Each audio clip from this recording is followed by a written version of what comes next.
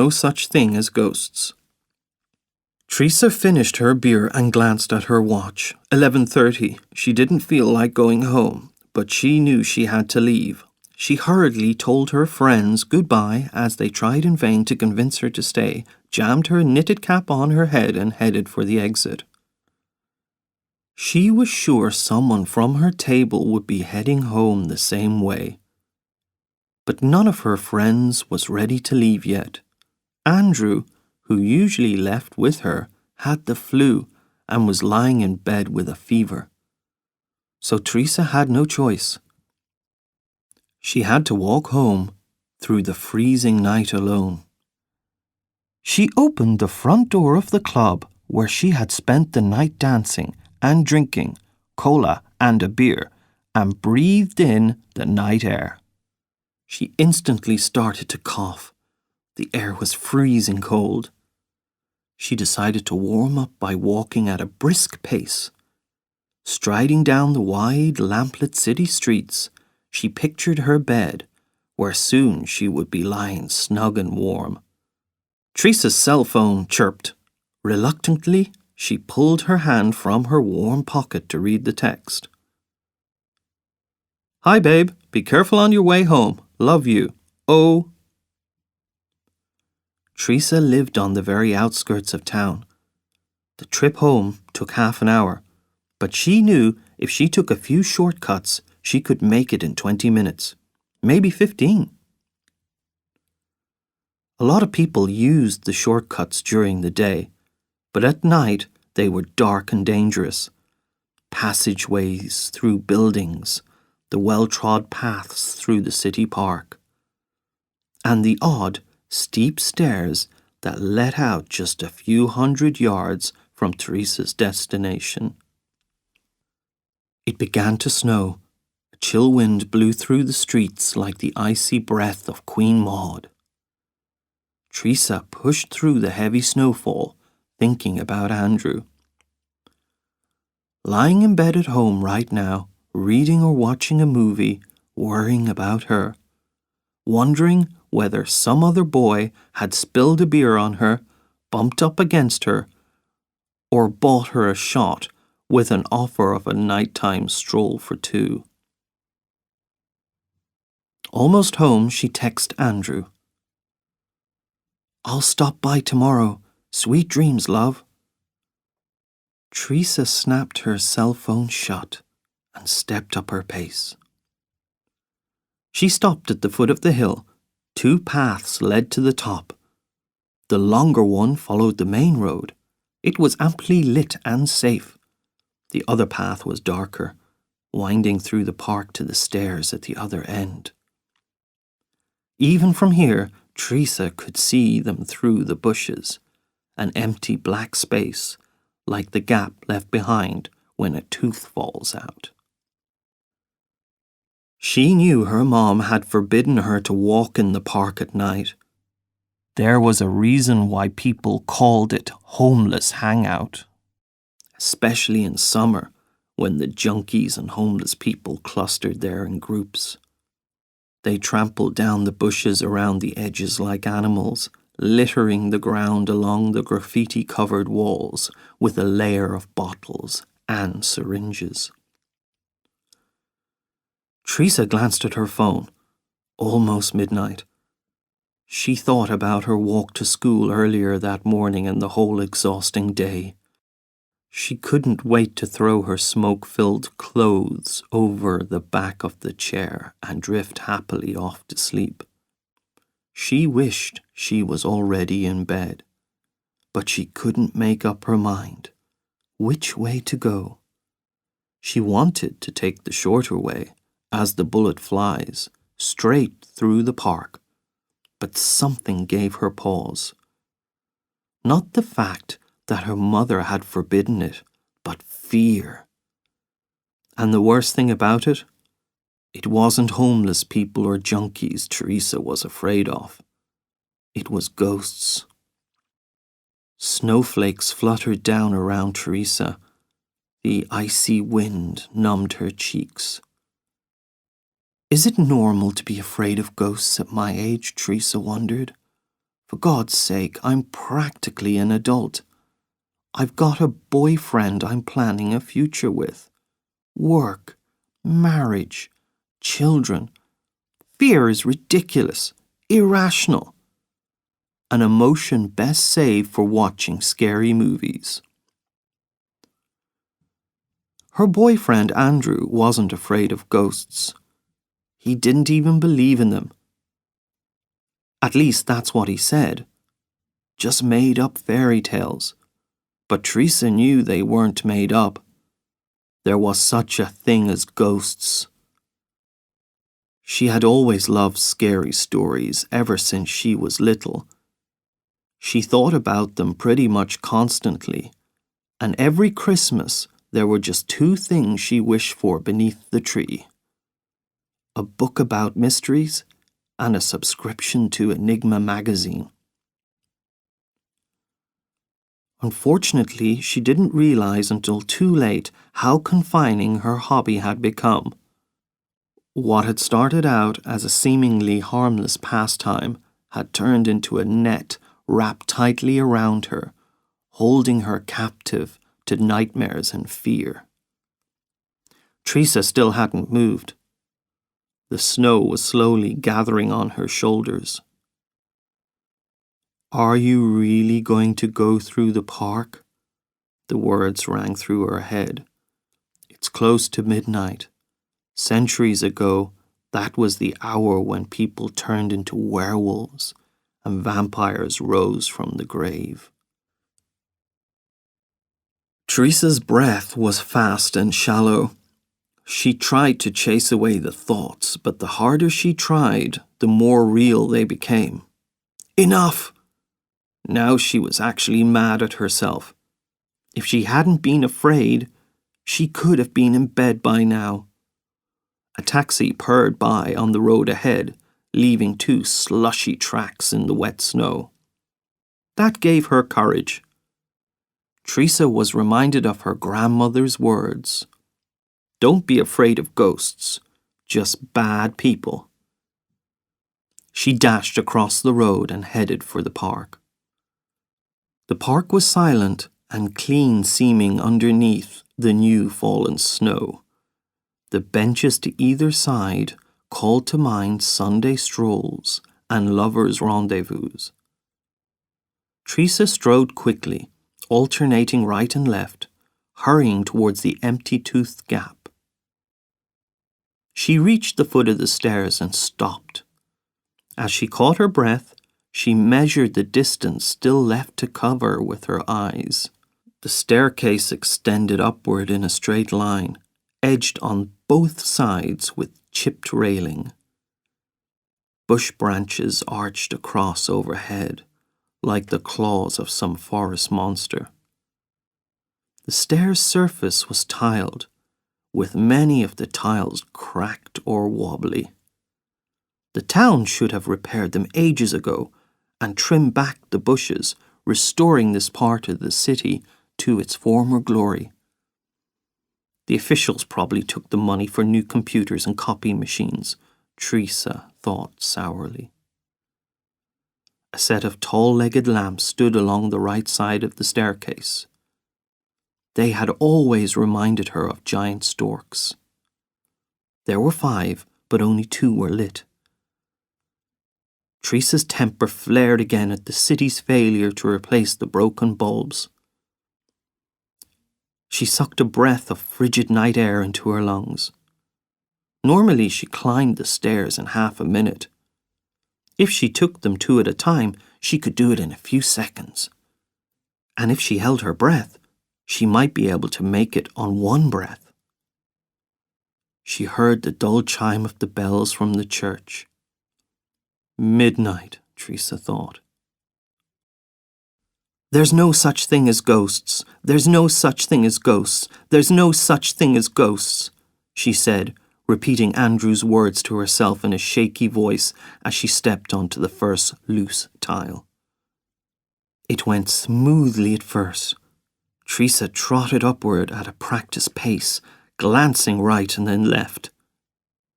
She felt like a prison warden making the rounds of the cells. She went on repeating her mantra in her head, hurrying determinedly toward the first lamp. Suddenly, to her horror, the light began to flicker. "Don't go out, damn it!" From where she stood, it looked like a stork on one leg, fighting to stay alive with its last reserves of strength. Looking back, Teresa saw no footprints in the snow behind her. No one had come up the stairs in at least the past half hour. If evil spirits attacked, who knew how long she might be there, lying in a pool of blood waiting for help. The lamp flickered a moment still, then suddenly went out. The lower half of the staircase was plunged into near total darkness. Teresa gave a weak squeal. On the next step, she stumbled, fingers brushing the ground. With no gloves on, she could feel the chill of the snow. That brought her back to reality. "Get your ass up and go!" Teresa rose to her feet and started up towards the second lamp. Enveloped in darkness, she scrambled up the unevenly spaced steps, higher and higher. Suddenly she heard the rustle of branches off to the side. She stopped in her tracks, cowering against the rusty handrail. Teresa's eyes, filled with terror, scanned the black curtain of bushes. She thought she could see the outline of a hunched male figure in among the branches. It must be a ghost, she thought. What would a homeless person be doing out here in this cold? Just then what felt like an invisible set of fingers wrapped around her neck, sinking its claws into her. Teresa let out a wail, jerked away from the railing, and sprinted up the stairs, scared out of her wits. She reached the top, then kept going along the lighted street. The whole rest of the way she glanced back nervously, unable to shake the feeling that someone was watching her. Finally, she stood at the front door to her house. Her hands were shaking so badly she dropped the keys. They clinked dully against the concrete. She picked them up, unlocked the door, then blindly fumbled around the wall until she found the light switch. It seemed like an eternity. Her terror didn't subside until she got into her room. She felt like bursting into tears. She was ashamed of her weakness and her fear, which once again had proven to be uncalled for. After all, nothing really had happened. A lamplight had gone out, and she startled a sleeping bird in the bushes along the stairs. So what? She slowly got undressed, casting a resentful look at the bookshelf next to the mirror. Ghosts, UFOs, horror stories. They were the source of her fear. Teresa ran her fingers along the well-worn spines, imagining the evil concealed within their pages. Suddenly, an uneasy feeling came over her, a very uneasy feeling that something wasn't right. She tried to figure out what it was, but then the feeling passed just as quickly as it had come. She couldn't fall asleep. She knew she couldn't go on like this, being afraid all the time. She had to break through her fear, but how? Take a midnight walk in the woods? Sleep out in the graveyard? For starters, Teresa thought, I could get rid of all these awful books. That's it. I'll throw them away. Then first thing tomorrow, I'll go back and look at the stairs. Once I see the scene in daylight, I won't be so scared anymore. Usually, Teresa slept with the light on, but tonight she took the first step in her struggle with fear. She bravely pulled her hand out from under the duvet and switched off the bedside lamp. Her alarm clock went off at 8 the next morning. At first, Teresa thought she had to go to school, but then she realized it was Saturday. She stretched with a yawn and peered out the window. White everywhere. She gathered up her horror books to feed to the garbage container in front of the house, put on some warm clothes, and set out for the stairs. They didn't look scary at all. The snowy peaks of the bushes on either side looked like they were covered in whipped cream. just waiting to be licked. Slowly, Teresa made her way back down the stairs towards the park. How could I have been so scared yesterday? She stood at the foot of the lamp near the top. It was still on. By daylight, though, it looked pale and weak. She couldn't believe she had been so desperate to reach it last night. She was about halfway down the stairs when suddenly she stopped short. Red spots dotted the snow-covered ground ahead of her. There was another cluster of spots by the railing. Then they continued in random splatters all the way to the nearest bush. It looked like someone had roughly brushed away the layer of whipped cream. Teresa leaned over the railing to get a better look, then froze stiff as the scene came into focus. A pair of legs was sticking out from underneath the branches. She couldn't peel her eyes away. At any moment, she thought they might move, but then she noticed the railing. It was stained with a bloody handprint, and hanging down from the underside of the metal tube was a row of small red icicles. The blood had long since frozen. Suddenly it dawned on Teresa she was looking at a corpse. She sat down on one of the stairs, hugged her knees and shuddered. That could easily have been her in the bushes. From all indications, it looked like the murder had happened last night, and probably around the same time that she was passing through. She remembered the branches rustling and the hunched male figure she'd seen. Maybe that was the murderer. As Teresa looked at the shoes and cuffs of the light blue pants, it dawned on her that they belonged to a girl. Maybe she was coming home from the club like I was. Maybe we ordered a drink at the bar at the same time, or danced next to each other. Maybe I know her. She gulped hard, trembling at the thought that it might have been a friend. Minutes passed.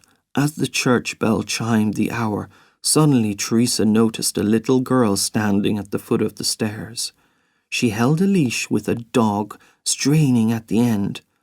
The little white Pekingese would have blended right in with the snowy background if not for his black snout and coal-coloured eyes. Teresa saw the dog dragging the girl up the stairs. "Not up there," the little girl said, but the dog wouldn't listen. He tugged his owner toward the object that had caught his attention. The little girl shrieked in horror when she realized her four-legged sweetheart was sniffing at a corpse. She pulled out her phone to make a call, and Teresa heard her talking to the police. Damn it, she thought. I've been sitting here 10 minutes at least, and that never even occurred to me. The little girl clicked her phone shut and scooted off.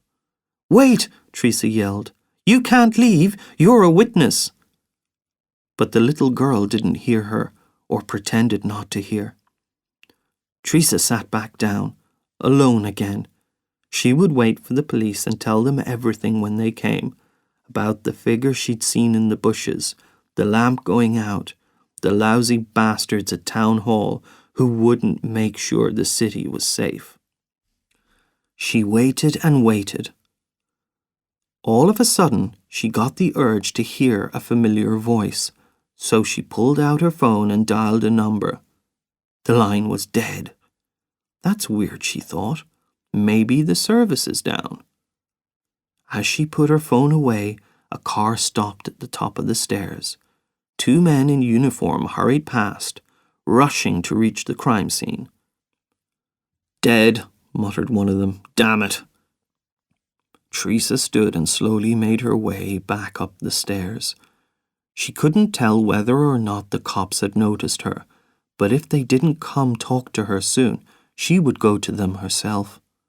Meanwhile, she stood silently along the railing, watching them go about their work. Cordoning off the scene with red and white tape, taking photographs, and collecting samples for forensic analysis. A crowd of rubberneckers began to gather on the street. They spoke in whispers, exchanging theories and delivering verdicts. Finally, the officers prepared to move the body. A black body bag lay ready and waiting beside the railing. Teresa narrowed her eyes and held her breath. Now I'll find out if I know her or not. She saw the thighs, waist, a winter jacket, all covered in blood. A stir of excitement swept through the crowd. Teresa raised her eyebrows, but didn't look away. Last to emerge was the head, but the face was turned toward the park, so Teresa still couldn't see who it was. She recognized the jacket, though, and the pants were familiar, too. Good God, she knew that hat. It's one of my classmates! As the police slid the body into the bag, the corpse's head suddenly turned to face the onlookers. The girl had a deep gash on her neck. Teresa gasped. The edges of the wound were jagged and torn, as if from a serrated knife or claws. Then Teresa looked into the girl's face, and her mouth went dry. With indescribable horror, she realized it was her own face she was looking at. Now she understood why she hadn't been able to get through to Andrew, why the little girl with the Pekingese hadn't heard her, and that strange feeling she'd had the night before when she ran her fingers over the spine of her horror book collection. It was because she didn't see the reflection in the mirror next to the bookshelf. There's no such thing as ghosts. There's no such thing as ghosts. There's no such thing as ghosts. The words raced through Teresa's head as a scream built in her throat. As loudly as she screamed, though, nobody turned to look at her. Not a single person noticed. No one could hear her anymore.